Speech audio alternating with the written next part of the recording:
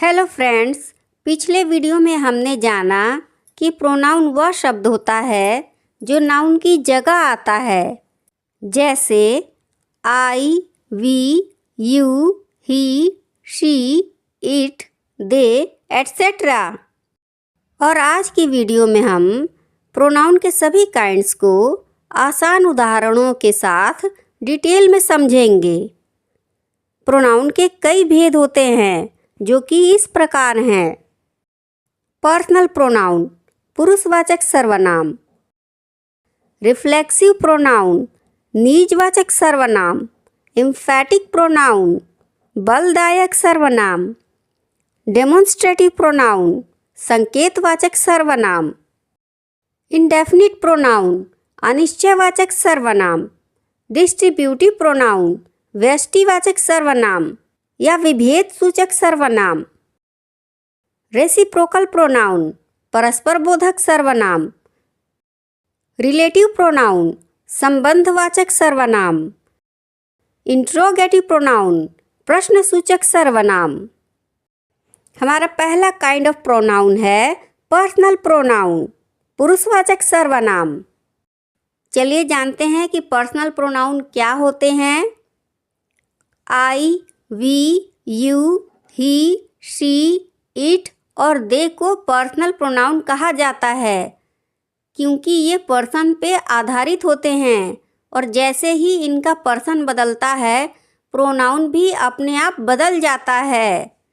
तो personal pronoun को समझने के लिए पहले हमें जानना होगा कि पर्सन्स क्या होते हैं। पर्सन 3 तरह के होते हैं। पहला फर्स्ट पर्सन, दूसरा सेकंड पर्सन और तीसरा थर्ड पर्सन। बोलने वाला फर्स्ट पर्सन होता है, जिससे बोला जाए वह सेकंड पर्सन होता है तथा जिसके बारे में बात की जाती है वह थर्ड पर्सन कहलाता है। जैसे I told you that he was coming, मैंने तुम्हें बताया था कि वह आ रहा है। यहाँ आई बोलने का काम कर रहा है, इसलिए आई फर्स्ट पर्सन है। यू को बोला जा रहा है, इसलिए यू सेकंड पर्सन है। और ही के बारे में बताया जा रहा है, इसलिए ही थर्ड पर्सन है। We called you when they arrived, जब वे आए तब हमने तुम्हें फ़ोन किया। यहाँ वी फर्स्ट पर्सन है क्योंकि वी बताने का काम कर रहे हैं। यू को बताया जा रहा है, इसलिए यू सेकंड पर्सन है। और दे थर्ड पर्सन है क्योंकि दे के बारे में जानकारी दी जा रही है। इस प्रकार आई और वी फर्स्ट पर्सन के प्रोनाउंस हैं, यू सेकंड पर्सन का प्रोनाउन है और अदर्स प्रोनाउन जैसे ही, शी, इट और दे थर्ड पर्सन के प्रोनाउंस हैं। Forms of personal pronoun. अब हम इस टेबल के माध्यम से समझेंगे कि पर्सनल प्रोनाउन के रूप केस वाइज कैसे बदलते हैं। ग्रामर में केस का मतलब होता है कि किसी सेंटेंस में प्रोनाउन का क्या रोल है, यानी वह सब्जेक्ट है या ऑब्जेक्ट है या पोजीशन शो कर रहा है। पर्सनल प्रोनाउन के 3 केस होते हैं। पहला नॉमिनेटिव या सब्जेक्टिव केस, दूसरा ऑब्जेक्टिव केस और तीसरा possessive case. I, we, you, he, she, it तथा दे नॉमिनेटिव केस के प्रोनाउंस हैं। इसी प्रकार me, us, you, him, her, it और देम ऑब्जेक्टिव केस के प्रोनाउंस हैं। उसी तरह my, mine, our, ours, your, yours, his, her, hers, its, their तथा देयर्स पॉजेसिव केस में आते हैं। इन सब का बेसिक मीनिंग यानी भाव एक ही होता है, लेकिन सेंटेंस में रोल बदलने पर फॉर्म बदल जाता है। जैसे आई, मी, माई और माइन बेसिक मीनिंग मैं से जुड़े होते हैं। उसी तरह we, us, our, ours basic meaning हम से जुड़े होते हैं। और यू, योर, योर्स तुम से जुड़े होते हैं। इसी प्रकार पर्सनल प्रोनाउन के सभी प्रोनाउंस अपने basic pronoun I, we, you, he, she, it और दे से जुड़े होते हैं।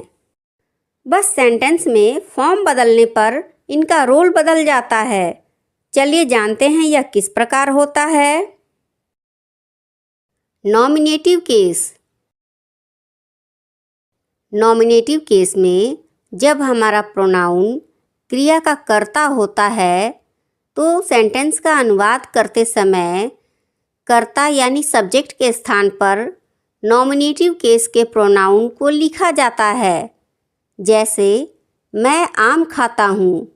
इस सेंटेंस में क्रिया है खाना जिसे मैं कर रहा है, इसलिए मैं हमारा कर्ता यानी सब्जेक्ट है, क्योंकि सब्जेक्ट वह होता है जो काम को करता है या फिर वाक्य में जिसके बारे में कहा जाता है। इसलिए मैं या मुझे के स्थान पर सेंटेंस बनाते समय नॉमिनेटिव केस के प्रोनाउन आई को लिखा जाएगा। इस प्रकार इस सेंटेंस का अनुवाद होगा आई ईट मैंगो। वह क्रिकेट खेलता है।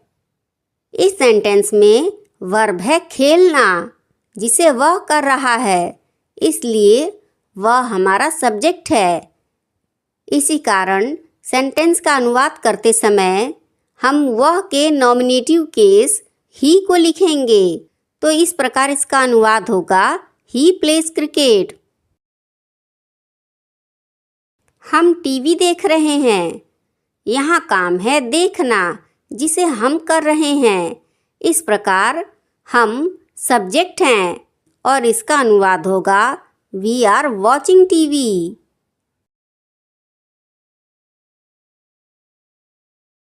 Objective case.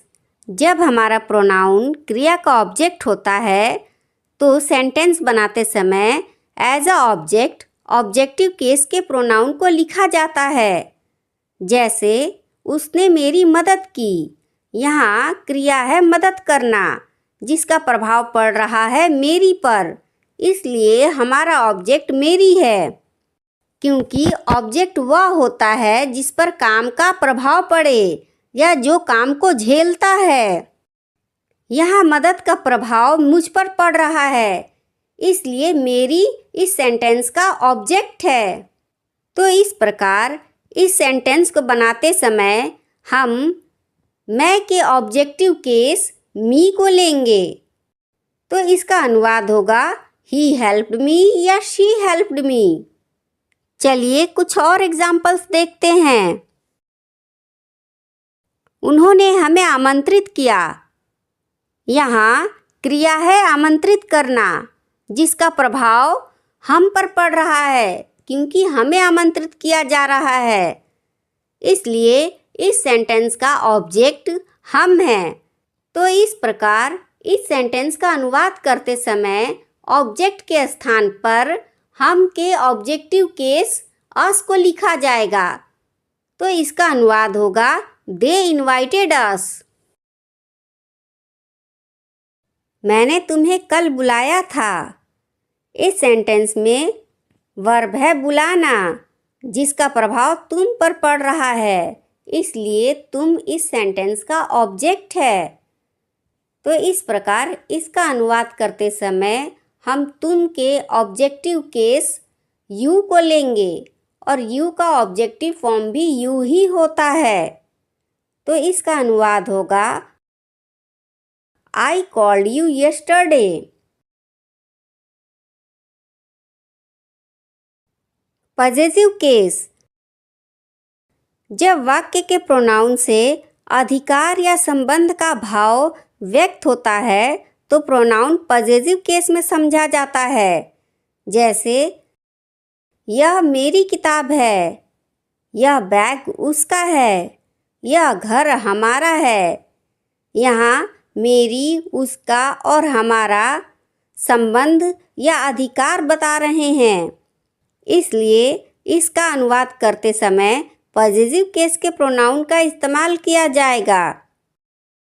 पॉजेसिव केस के भी दो रूप होते हैं, पहला पॉजेसिव एडजेक्टिव और दूसरा पॉजेसिव प्रोनाउन। पॉजेसिव एडजेक्टिव हमेशा नाउन के पहले आता है, जबकि पॉजेसिव प्रोनाउन के बाद कोई नाउन नहीं आता। जैसे यह मेरी किताब है, दिस इज़ माई बुक। यह किताब मेरी है, दिस बुक इज़ माइन। इन दोनों ही वाक्यों का मीनिंग सेम है, पर सेंटेंस स्ट्रक्चर अलग है। पहले वाक्य में मेरी यानी माई पॉजेसिव एडजेक्टिव है, क्योंकि इसके बाद नाउन बुक आया है और बिना नाउन के यह सेंटेंस अधूरा है। जबकि दूसरे वाक्य में मेरी यानी माइन पॉजेसिव प्रोनाउन है, क्योंकि पॉजेसिव प्रोनाउन के बाद कोई नाउन नहीं आता है और यह पूर्ण अर्थ देता है। इसलिए दिस बुक इज़ माइन एक कंप्लीट सेंटेंस है। यहाँ फर्स्ट सेंटेंस उसका भाई एक संगीतकार है में उसका यानी हीज़ एक पॉजेसिव एडजेक्टिव है, क्योंकि हीज़ के ठीक बाद नाउन ब्रदर आया है। जबकि दूसरे सेंटेंस यह बैग उसका है में उसका एक पॉजेसिव प्रोनाउन है, क्योंकि हीज़ के ठीक बाद कोई नाउन नहीं है, बल्कि पॉजेसिव प्रोनाउन ही नाउन की जगह आते हैं।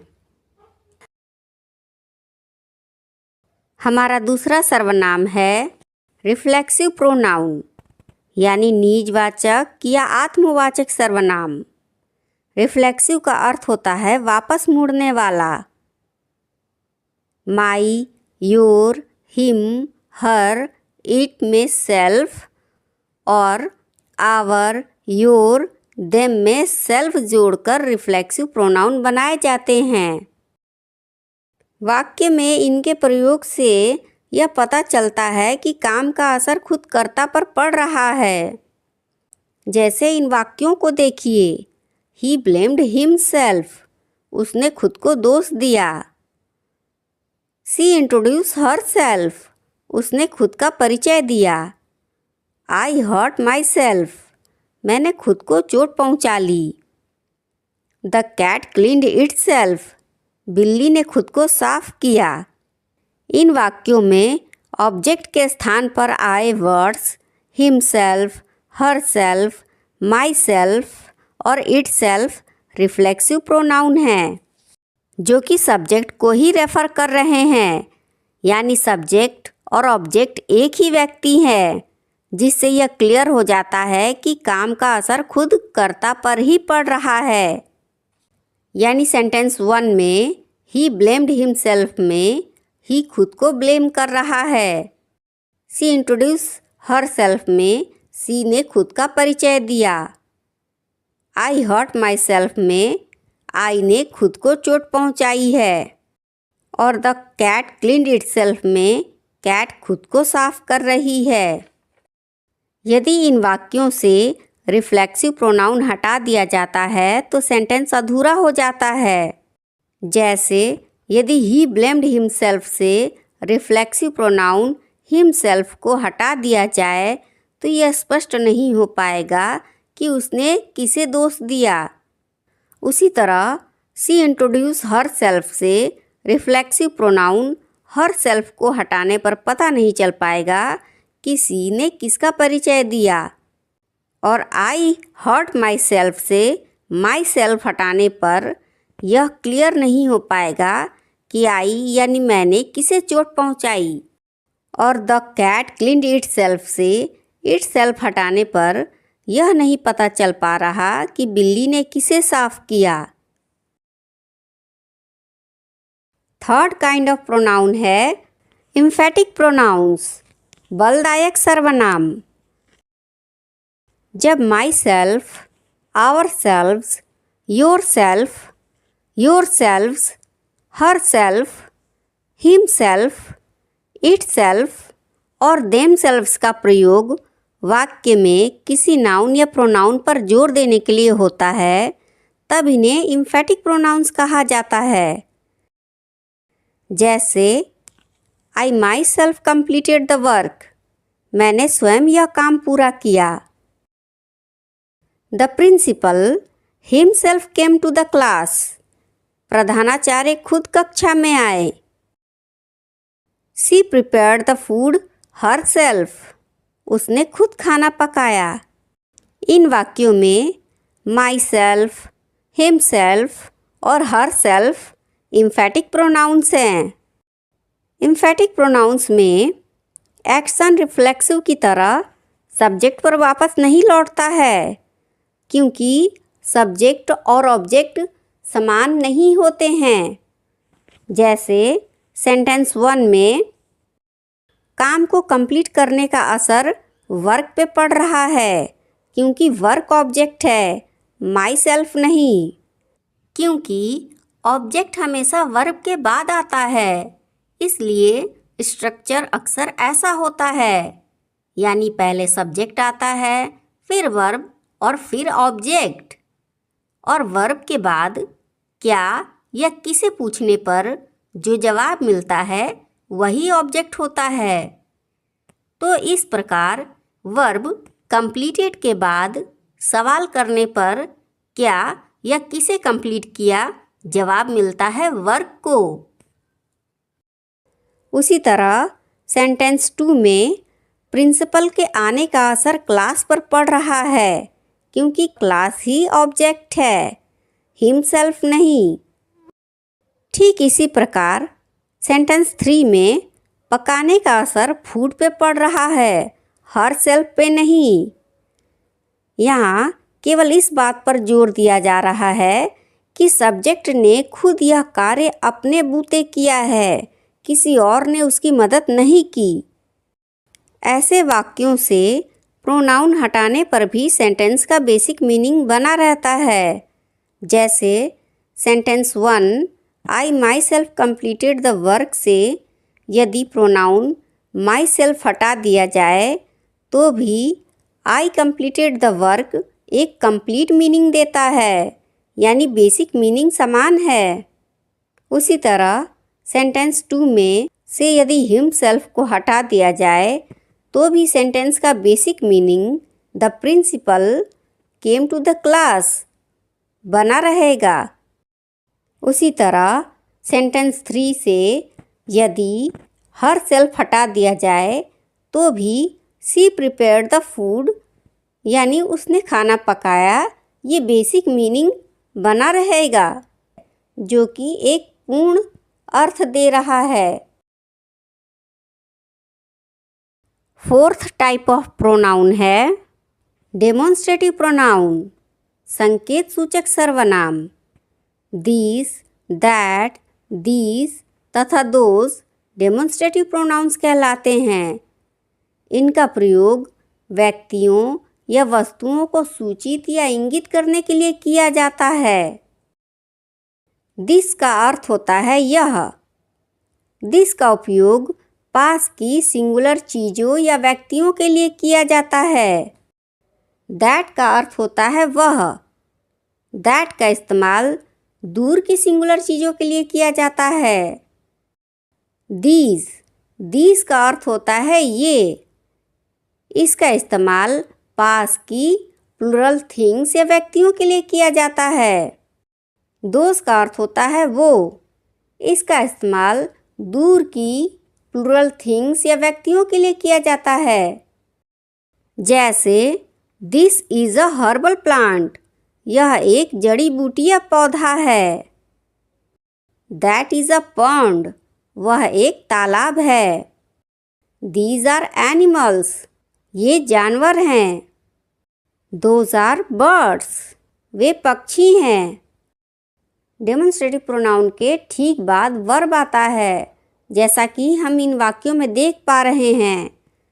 दिस के ठीक बाद इज़ आया है, दैट के बाद भी इज़ है, दीज के बाद आर है और दोस के बाद आर है, जो कि वर्ब हैं। पर ठीक बाद कोई नाउन आता है, तब इन्हें डेमोन्स्ट्रेटिव एडजेक्टिव कहा जाता है। जैसे दिस पेन इज माइन, यहाँ दिस के ठीक बाद नाउन पेन आया है, इसलिए दिस एक एडजेक्टिव की तरह काम कर रहा है, जिसे डेमोन्स्ट्रेटिव एडजेक्टिव कहा जाता है। दैट बैग इज योर्स, यहाँ भी बैग एक नाउन है जो कि दैट के ठीक बाद आया है और बैग के बारे में इंफॉर्मेशन दे रहा है, इसलिए दैट एक डेमोन्स्ट्रेटिव एडजेक्टिव है। दीज कैट्स आर ब्लैक, इस सेंटेंस में भी दीज एक एडजेक्टिव की भांति कार्य कर रहा है जो कि कैट्स के बारे में जानकारी दे रहा है। फिफ्थ टाइप ऑफ प्रोनाउन है इंडेफिनिट प्रोनाउंस, अनिश्चयवाचक सर्वनाम। जिस प्रोनाउन से किसी निश्चित व्यक्ति या वस्तु का पता नहीं चलता है उसे इंडेफिनिट प्रोनाउंस कहा जाता है।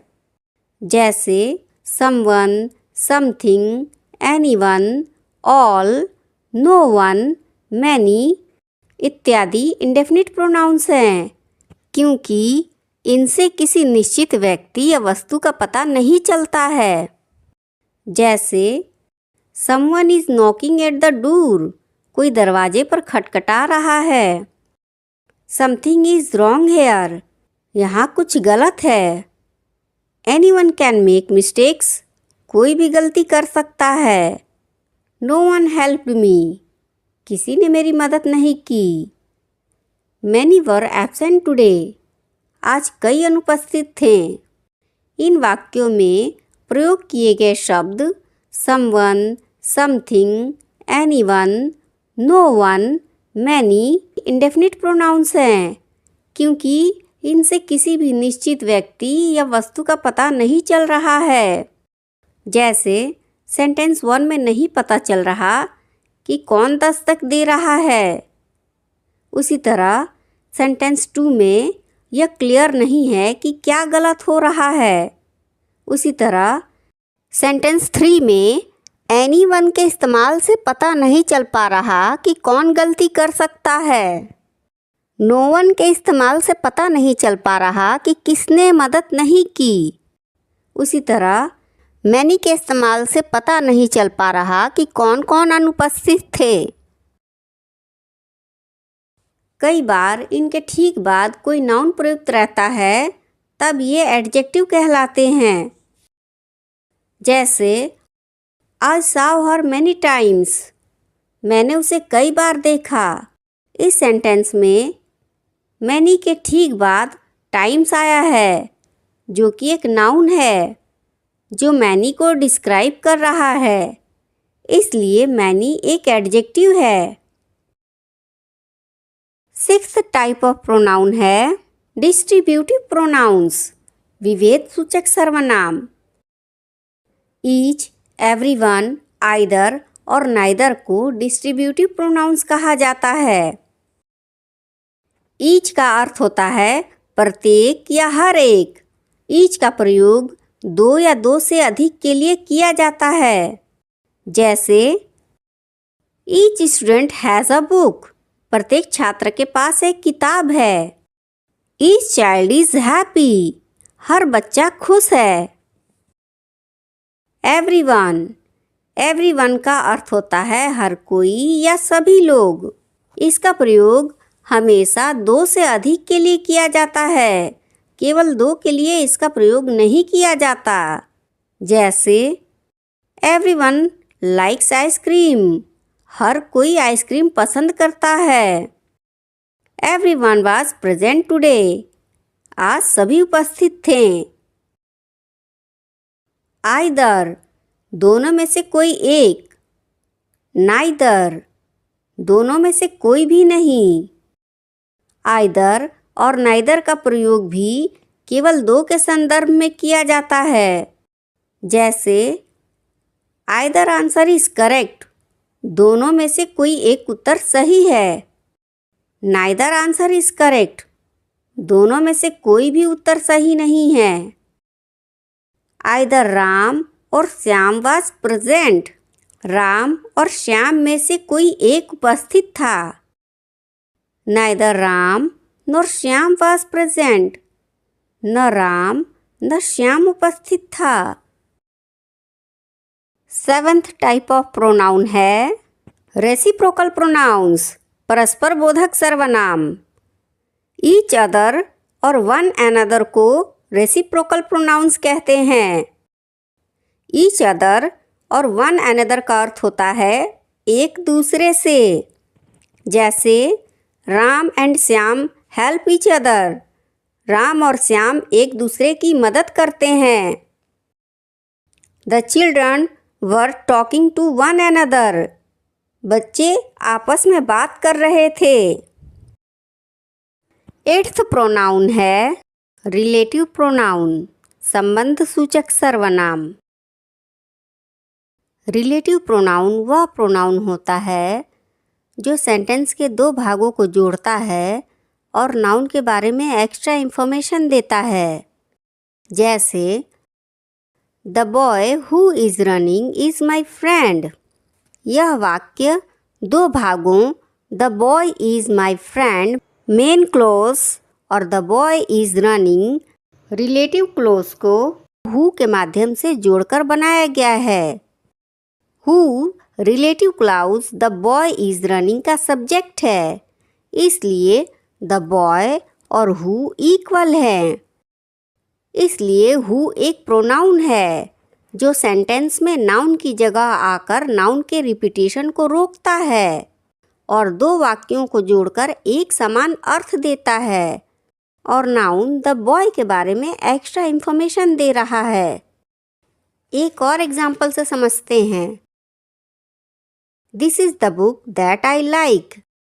यह वह किताब है जो मुझे पसंद है। इस सेंटेंस में भी दैट एक रिलेटिव प्रोनाउन है जो दो भागों दिस इज़ द बुक और द बुक आई लाइक को दैट के माध्यम से जोड़कर बनाया गया है। इस प्रकार हम कह सकते हैं कि रिलेटिव प्रोनाउन का प्रयोग तब किया जाता है जब हमें किसी नाउन यानी व्यक्ति, वस्तु या जानवर के बारे में अतिरिक्त जानकारी देनी हो और सेंटेंस के दो पार्ट्स को जोड़ना हो। जब हिंदी के वाक्यों में जो, जिसने, जिसका, जिनका, जिसे शब्द आते हैं तब इंग्लिश में रिलेटिव प्रोनाउन आता है। रिलेटिव प्रोनाउन अक्सर उसी नाउन के तुरंत बाद आते हैं जिसे वह डिस्क्राइब करता है। उसके बाद एक्स्ट्रा इन्फॉर्मेशन दी जाती है। जैसा कि हम इन एग्जाम्पल्स में देख पा रहे हैं कि सबसे पहले नाउन द बॉय और द बुक आया है, उसके बाद रिलेटिव प्रोनाउन हु और दैट आए हैं, उसके बाद इनके बारे में जानकारी दी गई है। Who, whom, whose, which, what और that मुख्य रिलेटिव प्रोनाउंस हैं। हु का हिंदी अर्थ होता है जो। इसका इस्तेमाल व्यक्तियों के लिए एज अ सब्जेक्ट किया जाता है। हु का प्रयोग तब किया जाता है जब प्रोनाउन क्रिया का कर्ता होता है। जैसे यह वह लड़का है जो मुझे जानता है। यहाँ क्रिया है जानना और जानने वाला है जो, यानी जो करता है, इसलिए हम जो के स्थान पर हु का इस्तेमाल करेंगे क्योंकि जो एक व्यक्ति भी है। तो इस प्रकार इसका अनुवाद होगा this is the boy who knows me. वह लड़का जो दौड़ रहा है मेरा मित्र है। इस सेंटेंस में क्रिया है दौड़ना जिसे करने वाला है जो, इसलिए जो इस वाक्य का कर्ता है जो कि एक व्यक्ति के लिए इस्तेमाल किया गया है। इसलिए इसका अनुवाद करते समय जो के स्थान पर हु को लिखा जाएगा। इस प्रकार इसका अनुवाद होगा the boy who is running is my friend. हुम का अर्थ होता है जिसे या जिनको। इसका इस्तेमाल भी व्यक्तियों के लिए एज अ ऑब्जेक्ट किया जाता है। जैसे वह लड़का जिससे मैं मिला था दयालु है। इस सेंटेंस में क्रिया है मिलना, जिसका प्रभाव पड़ रहा है जिस पर, वह लड़का जिससे मैं मिला था। इसलिए जिससे के स्थान पर हम इंग्लिश में whom का इस्तेमाल करेंगे। इस प्रकार इसका अनुवाद होगा The boy whom I met is kind. वह आदमी जिसे उन्होंने बुलाया एक डॉक्टर है। इस वाक्य में क्रिया है बुलाना, जिसका प्रभाव पड़ रहा है जिसे पर। इसलिए जिसे इस वाक्य का ऑब्जेक्ट है, जो कि एक व्यक्ति वह आदमी के लिए इस्तेमाल किया गया है। इसलिए जिसे के स्थान पर रिलेटिव प्रोनाउन whom को लिखा जाएगा। The man whom they invited is a doctor. whose का अर्थ होता है जिसका या जिनका। यह पोजीशन यानी अधिकार शो करने के लिए लिखा जाता है। इसका इस्तेमाल व्यक्तियों और वस्तुओं दोनों के लिए हो सकता है। जैसे वह लड़की जिसका पेन नीला है मेरी मित्र है।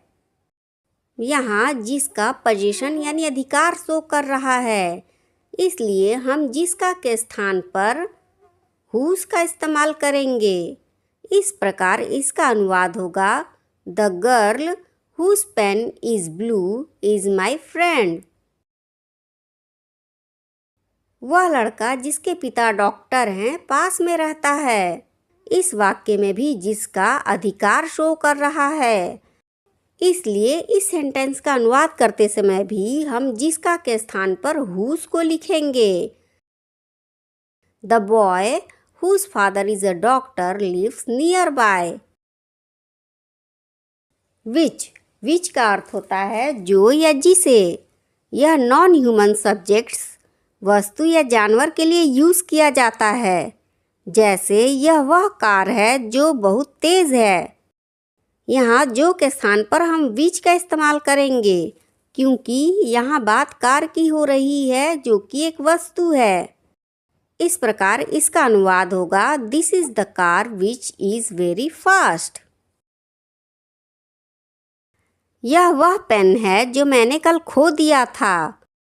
यहाँ भी जो के स्थान पर हम which को लिखेंगे, क्योंकि यहाँ बात पेन की हो रही है जो कि एक वस्तु है। इस प्रकार इसका अनुवाद होगा This is the pen which I lost yesterday. That का अर्थ होता है जो। इसका इस्तेमाल व्यक्तियों, वस्तुओं या जानवर सभी के लिए सामान्य अर्थ में किया जाता है, जो उससे संबंधित आवश्यक सूचना देता है। जैसे जो किताब मैंने खरीदी थी वह दिलचस्प है। यहाँ हम जो के स्थान पर दैट को लिखेंगे यदि जानकारी देना आवश्यक हो। The book that I bought is interesting. यह वही पेन है जो मैंने कल खो दिया था। This is the pen that I lost yesterday. What का हिंदी अर्थ होता है जो या जो कुछ, यानी the thing which, वह चीज़ या जो कुछ। what से पहले कोई नाउन नहीं रहता है। जैसे तुमने जो कहा वह मुझे पसंद है। I like what you said. यहाँ what से पहले like आया है जो कि एक वर्ब है, और what का अर्थ है the thing which you said. जो तुम चाहते हो वह ले लो। Take what you want. इस सेंटेंस में भी what से पहले take आया है जो कि एक वर्ब है। अगर what से पहले कोई नाउन है तो सिचुएशन के अकॉर्डिंग who, which या that आएगा। 9th काइंड ऑफ प्रोनाउन है इंट्रोगेटिव प्रोनाउन। जिस प्रोनाउन का प्रयोग प्रश्न करने के लिए किया जाता है उसे इंट्रोगेटिव प्रोनाउंस कहा जाता है। हु, whom, whose, which और what ऐसे मुख्य इंट्रोगेटिव प्रोनाउंस हैं जिनका प्रयोग प्रश्न पूछने हेतु किया जाता है। जैसे हु इज़ योर टीचर, तुम्हारे शिक्षक कौन हैं। Whom did you meet yesterday, तुम कल किससे मिले थे। Whose bag is this, यह बैग किसका है। Which book do you like, तुम्हें कौन सी किताब पसंद है। What is your name, तुम्हारा नाम क्या है।